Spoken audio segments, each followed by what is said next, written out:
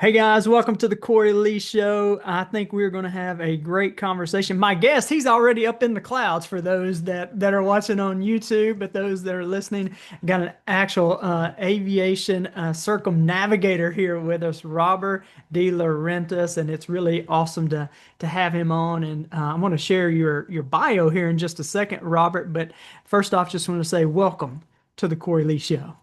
Thanks, Corey. It's great to meet you and great to be on your show. Yeah, man, this is really good. And y'all, Robert is actually known as the Peace Pilot. He is an aviation circumnavigator, author, speaker, philanthropist, and Navy Gulf War veteran. The man has flown all over the seven continents, both poles, across 53 countries, carrying experiments for NASA and Scripps Institution of Oceanography, while championing the global peace movement in a plane called the Citizen of the World for the World. And I just saw on your LinkedIn bio, Robert, that there's a movie about your life and some things that you're doing, man. That's awesome. Yeah, that movie called Peace Pilot really brings together a lot of things. It talks about the polar circumnavigation. It talks about the different people that I met with, from the North Pole to the South Pole and the similarities. Lots of great science, and man, it'll just scare you to death too. There's lots of pretty intense moments. When I watch it, I'm like, I think, well, who is that crazy person? Because it certainly couldn't be me. Yeah, that's awesome. Hey, we're going to get into that in a little bit because one of the things that you said before we started pressing record is you had 72 days of video, right? And you got it down to an hour and 50 something minutes. So, um, Yeah, 72 days of high resolution digital footage. And the cinematographer, we were so blessed to have him, a guy named Jeremy Lazelle, worked for Nat Geo, Discovery, Animal Planet. Very credible, wonderfully talented guy. yeah, man, that's awesome, Robert. So, I love this question, man. I love hearing people's stories. I love their journeys because one, it's an inspiration to a lot of people, but you can learn so much about a person from their journey. And so I would love to hear your journey. Take us on like from I shared a little bit about where you're at today, but take us how you got from where you were to where you are. Okay. Yeah, it was funny because I had some success in business early in life, and I was, happy with it, of course. I don't think it just happens because you're a great guy, There's a reason for the success that you have. And one day I was walking in the park in San Diego in Balboa Park, and I had been doing that for 10 years. It was sort of a walking sort of meditation.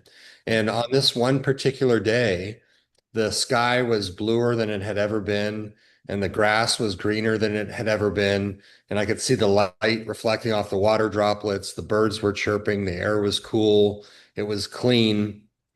And I had this moment, sort of a spontaneous moment where I went, wow, I've been here for 10 years and I've never had this sort of experience. And maybe I've been missing out. And then the next thought was, maybe I've been missing out, not just walking in the park, but in my business life and my family life, and my, social life. Maybe there was this room for expansion. And I had this success in the business world, and I would buy additional properties. Around the holidays, I would usually buy two at a time. And I was no longer getting that charge, that excitement that I used to get.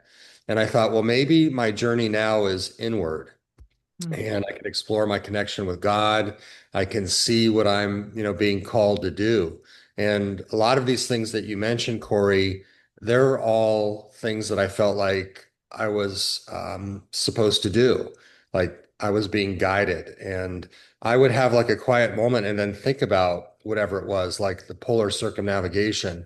At first, I thought it was too big for me. I couldn't do that, too difficult compared to the earlier equatorial circumnavigation, too dangerous, but it became like an obsession almost. It would not leave me. So I decided that it was time to, start chipping away at that project, which has been one of many, but certainly worthwhile, for me and for the world. Wow. So Robert, so you were in business. Now, did you do aviation before that? Were you already doing some aviation, or is like as you started noticing the vivid colors and the things around you, it's like, oh, there is something more here. Yeah, that was a part of my life that had not developed fully. When I was a little boy, I used to fly the little string controlled planes, not very well, and then build models, again, not very well, remote control planes. But I never had the time and money together at the same time that you need to pursue your pilot's license. And it wasn't until a moment in time when I was about age 43, which is when I sort of retired formally from, real estate. I had this moment where I was very thankful for what I had, and I made a contract with God, and I said, I've got these three major problems in my life. I have a house that I can't sell. I have vacancies that I can't seem to get rid of. And then I had an apartment building that had caught on fire and everybody got displaced. Wow. And I said, if you take care of those three things, then I'll dedicate 2 years of my life to giving back, to lecturing, to writing books, to doing things, that have impact on the world. And it was funny, Cory, because within 2 weeks, I had an all cash offer on the house. My vacancies went to zero, and I had a check from the insurance company.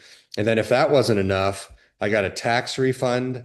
My dad had promised to help a little bit with some graduate work I was doing financially. And then a guy who had passed away that I had lent money to, his family paid me back. So there was Wow. all these financial windfalls. And I thought, well, now I need to fulfill my side of the bargain. And what back in 2013, which I expected would be 2 years, has continued to today, 2025.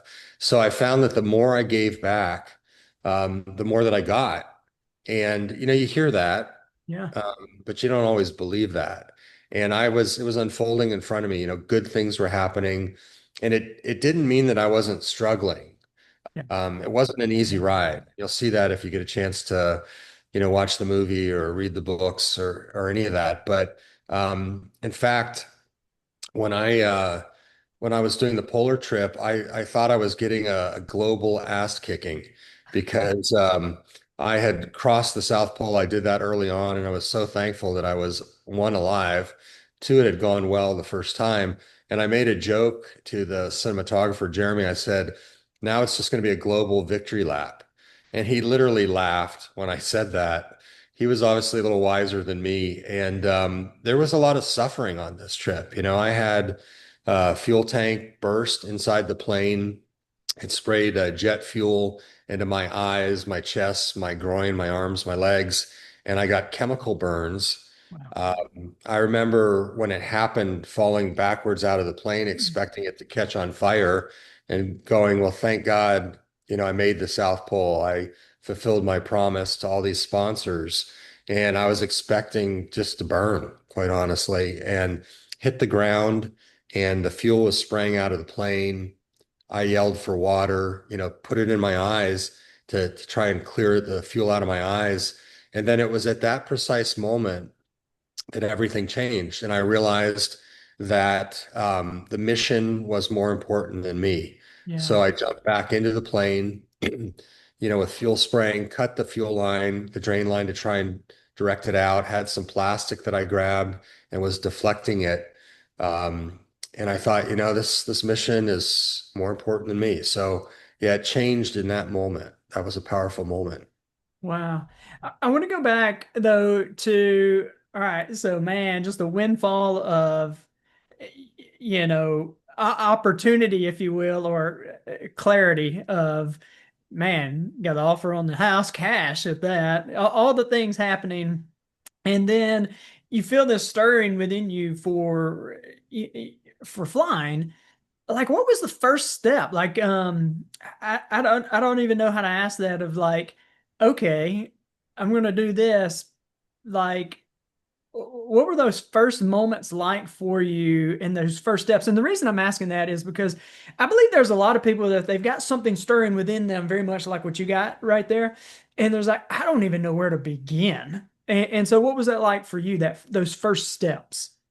Yeah, that's a great question. I think that's God. nudging you, Yeah. quite honestly. Yeah. And I wrote my first book called Flying Through Life, and the through is THRU.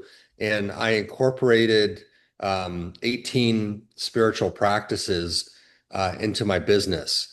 And I had been studying, my graduate spiritual psychology class. And I thought, well, we're talking about all these concepts. Why don't I use that and incorporate it into my business and see what happens? And that tripled the size of my business in 2 years.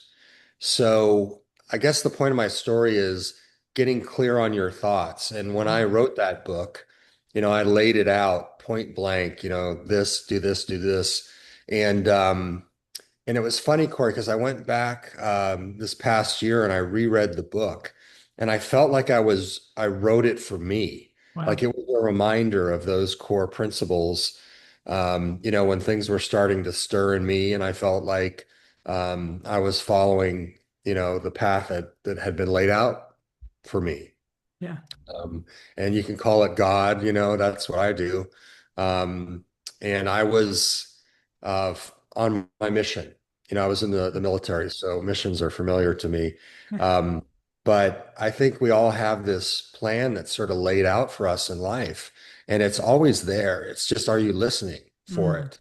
You know? And like when it's quiet, like in the middle of the night, like I wake up a fair amount.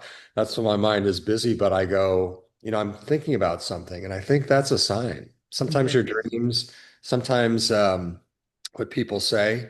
One time in the middle of the night, I would wake up and I'd be journaling, right? Left hand, right hand journaling. And I was getting close to my departure. I was having panic attacks, quite honestly, because I had promised so much to so many people. And the download or the response I felt like I got from God was, I'm sending angels. Wow. And it just sort of, in that moment, it was a really emotional moment for me. The next day, I went to this aviation event, and there was a lady in a big white gown with a big cross, and we're talking, the wife of one of my buddies, and she said the word angels. And I'm Wow. like, bam. And then there was another guy who was also a cinematographer, and I was struggling with, doing these video recordings that I would post. And he just happened to work for a TV station for a number of years, and he used the word angel. And then there was a third guy, and I was just like, oh my God, the coincidences were amazing. And even on this trip, there were situations where I felt like I was really unbelievably lucky, like Yeah. that's not normal. That's real luck. And it would happen once, and I go, oh, I'm lucky. Then it happened a second time, I go, I'm really lucky. And then it would happen a third, a fourth, a fifth time, and I go, well, I need a better explanation because it's not just luck, you Yeah. know. To me, it was God, stepping in and helping me out when I needed it. Wow, man, that's so good and powerful. You've said a couple of things. There are times where I'll be asleep, dead asleep, and then wide awake. And kind of what I do is similar to what you do. There's there's something else going on here. And so I began for me, I began asking the question, Holy Spirit, what are you saying? Right. And so I'm exactly what you're saying is I'm starting to pay attention of like, okay, something else is on here. I need to be in tune or be aware. And so man, that's good stuff, man. Yeah, I It's don't think we're just walking around for for fun and games. yeah, I think we're here for a reason. And, sometimes it's to have an interaction with a person. Sometimes it's to accomplish something. Sometimes it's just to listen, yeah, right? Just like all your listeners are out there, they're listening to what, you're sharing and the people you're bringing on here. There's a reason for it all. yeah. You said something else I thought was really powerful. Paying attention and listening. Me and my wife and our son and a couple other friends, we just did this whole, Robert, we called it a 40-day brainwash fast. All right. So we did no social media, no podcasts, no books or anything. It's just really, really trying to be in tune and cut out the distractions. It is really interesting. You begin to see the distractions that the things that we are distracted by, and And I think many times, going along with what you said, it is so easy not to hear because we give too much attention to the distractions. And so, yeah, man, that's good stuff.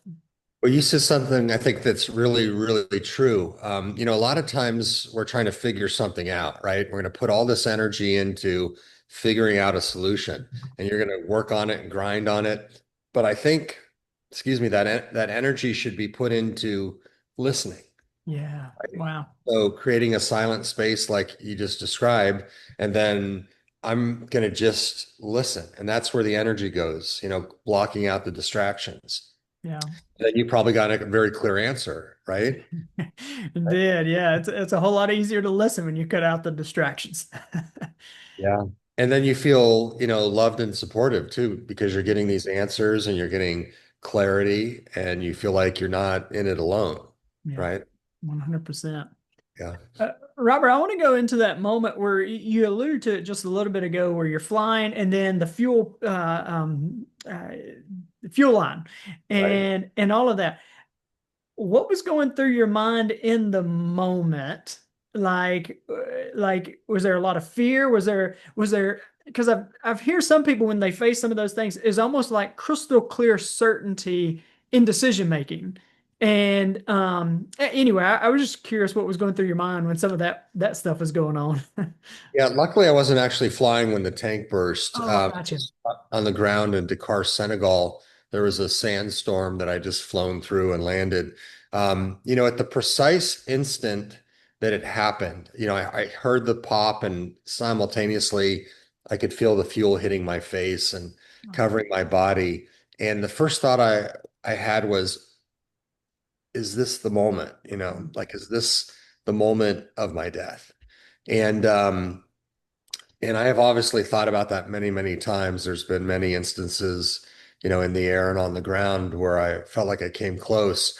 And then a split second later, you're still alive and you're like, no, this is not that moment, right? And like I mentioned, I was falling backwards out of the plane, expecting, all this fuel to just catch on fire and blow up. And it still didn't, and I just landed, so there was a lot of hot avionics inside that cockpit, lots of electrical, connections. And still it didn't happen. And then, I felt weightless sort of falling through the air. And when my body hit the ground, it was kind of like a knock, like what do they say, the cosmic 2x4 across the forehead. You're still alive. And then there was just this inspiration that shot through my body, and I was going to do what I could to save the citizen of the world. I mean, that plane, you could frame it and say that plane's trying to kill you, or you could say that plane's keeping you alive. There must be something bigger out there for you to do. And that was the message that's how I read it in that moment. And then I got back in and fought for her, just like she's fought for me so many times. And it's funny, Corey, because the plane I actually had to force land at Phelps Field. It destroyed the plane December 2nd of last year. I walked away again unhurt, but I was able to buy the plane back as salvage, and we're now putting it back together, and we're going to display it at my airport, which is called DeLaurentiis International Airport in Oak Harbor, and she'll be on a big stick that we're engineering, a metal, post, and she'll be tilted in the same way that our logo is with the cascades in the background. So the first thing you'll see when you pull into the airport is, that beast of an airplane, Wow. truly remarkable plane. So we're taking care of her just the way she's taking care of me. Again, we'll, repay the favor, follow through with our promises. Yeah. So you've done all this flying, you've gone all over the world. Is there one moment that I know there's probably a lot that's like, man, that was an awesome moment. But is there one like moment that really stands out to you is like, man, this is really it. That was cool. That's a great question. God, I could answer it in so many different ways. I remember. I was flying directly over the South Pole. And there's a station there. And I was talking to a guy on the radio. His name was Cory as well. Oh, look at that. That's wild. Um, and I'm doing the countdown, right? I said I'm, like um 5 seconds out, four, three, two, one. And I said permission. Before that, I had said permission to overfly. And he responded back, negative Ghost Rider. And I'm like, am I over the South Pole? And did he just quote Top Gun? And I knew that the new Top Gun was coming out, and I thought he hasn't seen that movie. I haven't seen that movie. We're over the South Pole, right? Or we're at the South Pole. That movie hasn't made it out here. But yet there was this human connection, right? We're joking and we're talking to each other in the most remote part of the planet that there is, right? Uh, And we're bonding and having this magical moment, and we both started laughing. And I thought that was beautiful. yeah. And we have some of those moments in the movie Peace Pilot. So I guess it was just this connection to humanity, right? And here we're doing these crazy things, but we're still human after all. So that was a magical moment. It brought tears to my eyes. And there were times on that trip where I could just feel, the tears rolling down my face. Mm, And I was the one of the thoughts over the Drake Passage on the way back was, why does this have to be so hard? mm, And the thought I came back with is that I'm being prepared for something. And I thought, my God, what could this be preparing me for? This is so hard. And it wasn't until a year later I was talking to one of my friends, and she said, Robert, you're looking for all these connection points on the trip. And she said, what you experience is all living things suffer. wow. And there is some amount, of suffering that happens in all our lives. And if you reflect back on it, there's usually a really powerful lesson that comes from it as well. Yeah. And I think to experience the great joy in life, you've got to experience those challenging moments too. It's not nobody is getting all good times, They're riding the roller coaster just like the rest of us. But and the more that I've given back, the more I feel like that I get to enjoy those good times too. Yeah. So the question I thought you were going to ask me before is, uh, how do you get more in your life? And it's you give more, Mm, right? mm, Just really simply give, if you're not happy with what you have, well, then maybe you're not giving enough. yeah. And I think it can be that simple. Yeah. I would 100% agree with you, Robert. And it makes no logical sense, right? Like Yeah. logically, it doesn't make any sense, but I 100% agree with you. Yeah. You kind of mentioned this just a second ago. I'd like to press in a little bit more. I like, Robert, I'm into like endurance sports, right? I like marathons and half Ironmans, those kind of things. And the really cool moments is when you cross the finish line and all of that. But man, there are points that it is a grind. It is a grind, and it's just like putting one foot in front of the other when you don't even want to. And you kind of mentioned it in your story. Why is this got to be so hard? And but their strength that comes through pressing through that grind. And I know one of the things you talk about is a little bit of resilience. And so, what can you share with us about resilience? Somebody who may not, fly across the world or even do a marathon or anything, but we all have to have some of that too. Any thoughts on that? I have a great amount of respect for runners. I did a little bit, not as much as you. My mentor was a runner as well, and um, I think persistence is a key quality for people, and obviously distance runners are very much that. When you were asking me the question, the word that I jumped ahead a little bit, the word that came into my mind was that persistence is really faith, isn't it? Mm, You mm, know, like you have faith that you can finish. You have faith that you've been put on this planet and God is, looking out for you. You have faith in your training. You have faith in the things that you've done to prepare yourself, how you've eaten, how you've trained. So I think these things are just a test of our faith.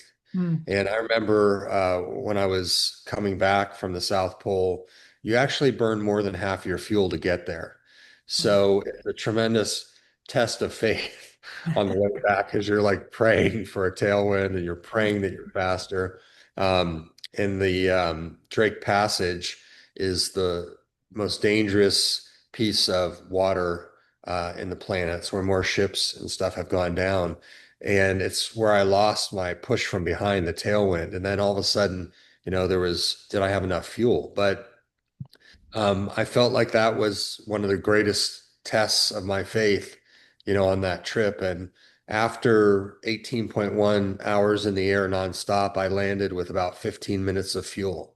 Wow. So, terrifying moments when you push yourself beyond your limits. I mean, that's what you're doing too, right? Yeah. On Yeah. these runs, you had this perception of could I do it? And I'm sure you're going beyond your limits, right? You're testing those limits. So I think that helps us to grow. And I think each day, it's not a bad idea to maybe nudge ourselves just a little bit. It doesn't have to be, life threatening. It can be just an extra minute. I was on the treadmill last night and oh my God, I got another, minute. Can I make it? And another minute on top of that is probably not going to kill you, right? But it's going to push you a little bit. Yeah. And that's good. I love that. Well, all right. So Robert, what's your next big thing? What are you, what's kind of stirring in you now? Well, I'm finishing up another project. It is DeLaurentiis International Airport. It was a run out, um, messy, dark, dirty place, and we took it and we breathed some new light into it. We've renovated it, widened the runway, fixed everything, and now it's this beautiful place here on Whidbey Island. But we're just wrapping it up, and I leave this week, believe it or not, for a cruise along the Antarctic Peninsula. Wow. And I did it from the air, and I want to see what it looks like from the ground. And I'm going with my mentor. So that's going to be the next couple weeks here.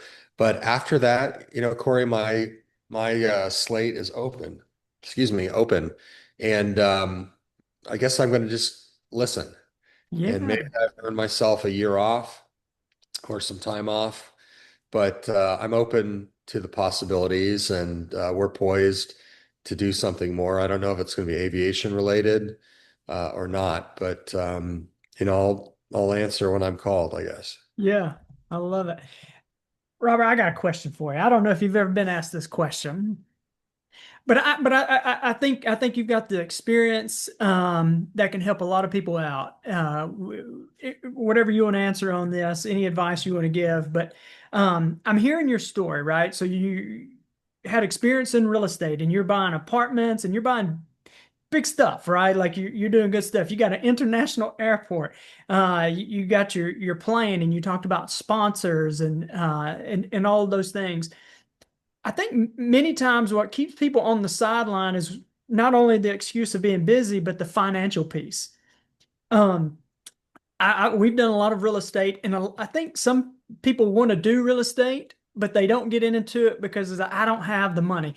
Any advice that you could help people on to get off the sidelines of uh, I don't even know how to ask this of like finances, you can get finances, right? Like for any dream, you can get it. Like there are people out there, there are opportunities out there.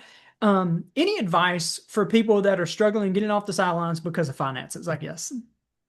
Yeah, absolutely. That first book that I wrote, Flying Through Life, talks about stuff like that. Um, and I think it's pretty good. But, if I was to make one or two suggestions, I would first say, um, build your team. Like, do you Mm, have a mentor?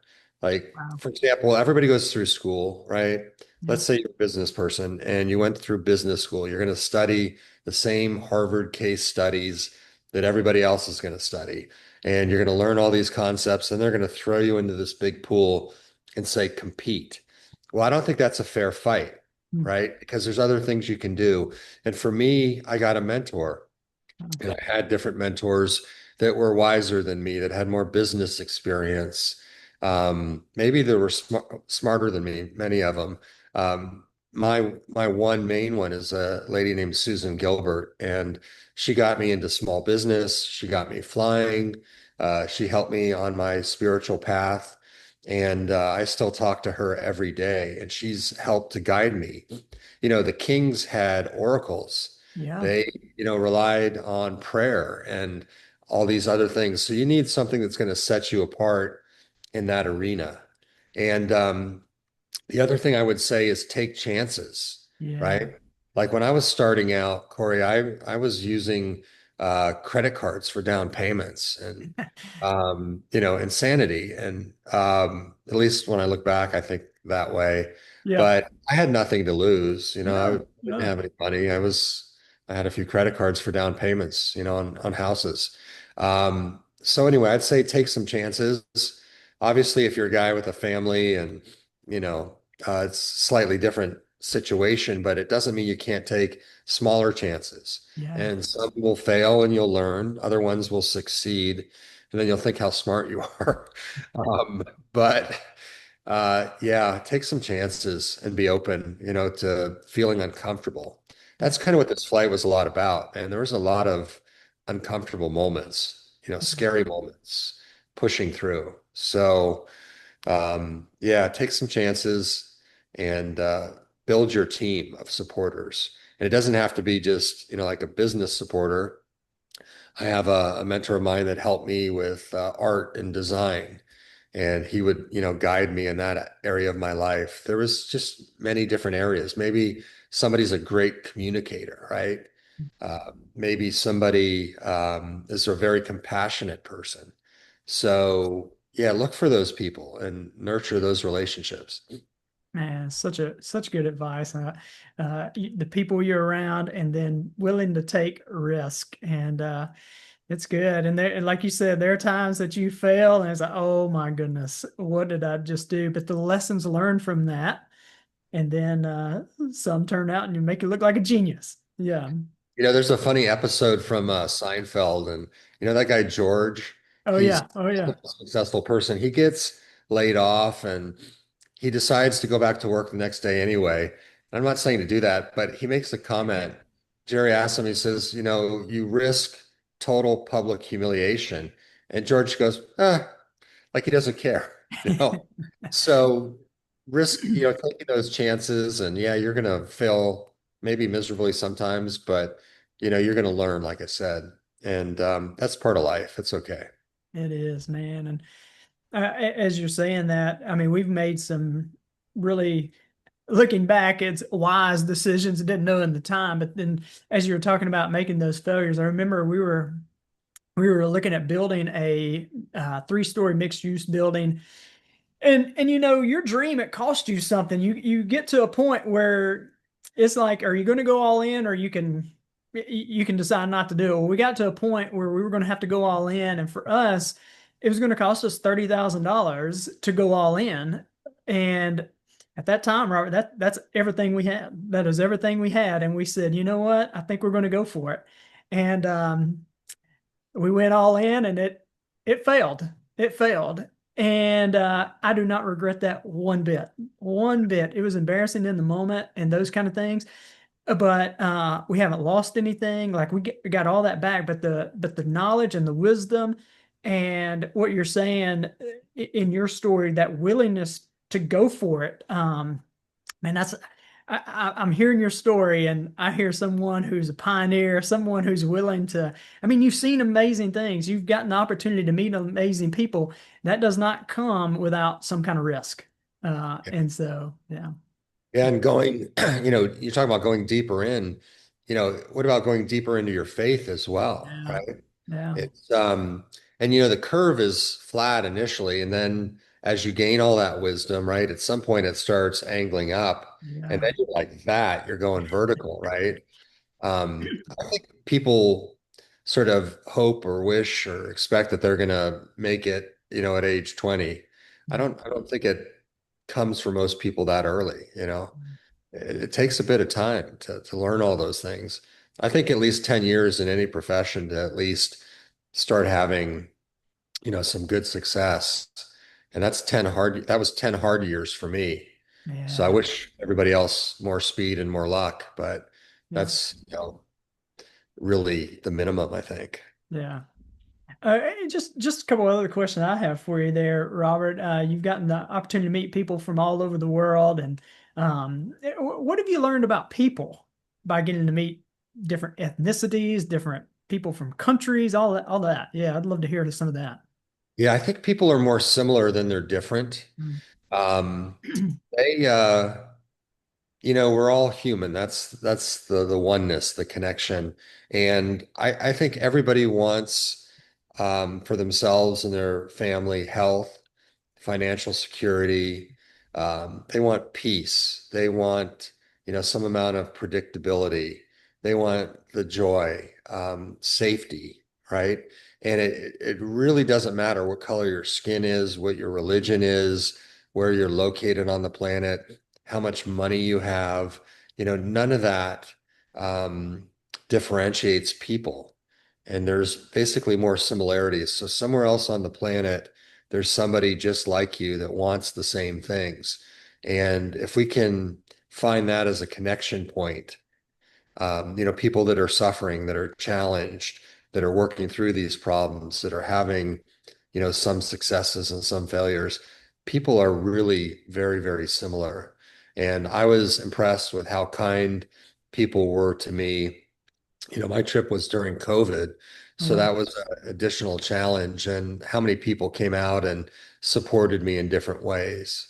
They weren't pumping fuel into the plane, but they were like a police officer in Sitges, Spain, helped me find a place to live when they were shutting down the hotels to the tourists. wow.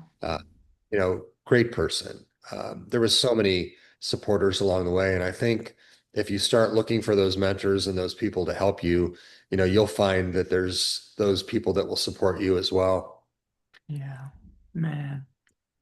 Love that, Robert. And man, love what you're doing, just the impact that you're making, the inspiration that you're having on the lives of other people. And so, if somebody wanted to maybe read some of your books or connect with you, what's the best way to do that? I would say just type in Peace Pilot the movie, and you'll get to a page, and you can see the movie there. And then my different books and audiobooks are all on Amazon, so they're not that hard to find. The most recent one's called Peace Pilot to the Ends of the Earth and Beyond, and that's my perspective on the flight, whereas the movie's from the eyes of the cinematographer. Both great stories, and yeah, then there's a website called Flying Through Life, Wow. and the through is THRU, so flyingthroughlife.com. And there's hours and hours of stuff that articles and interviews and information. So that would be a good place to start. They can always reach out to me directly too through that. Awesome. And so the movie is out now on Amazon Prime, correct? Or And Apple TV yeah. and Google TV. Yes. Awesome. Yeah, definitely check that out. And I'm gonna have to go check that out too. I think it's really cool. Yeah. Yeah. And thank you so much for your interest, Corey. We really appreciate it. And you're doing great work out there. And I love the questions that you ask. I find that inspiring myself, that there's Yeah. people like you pulling, all this knowledge together. Well, thank you, Robert. I appreciate you. And man, thank you for coming on. Yeah, I love what you're doing. To me, it inspires me because like you talked about flying and now you're going to go on the cruise. I was like, man, yeah, let's just go do the thing. I like it. I like it. And I love how you wrapped it up with people as well. I think we a lot of times we tend to huddle with people who are like us, and that's comfortable, but man, there's some amazing, amazing people out there. And yeah, love what you're doing. So thank you for coming on, Robert. Thank you for sharing your wisdom with us and Yeah. experience. All right. Great to meet you as well. Thank you. Well, hey guys, thank you for listening in to the Cory Lee Show. I know this added value to you. Definitely go check out Robert and the movie Peace Pilot on Amazon, Apple TV, and Google. Um, and so make sure you like and subscribe so you can stay up to date with any of the episodes of the Cory Lee Show. Hope you guys have a great day and God bless.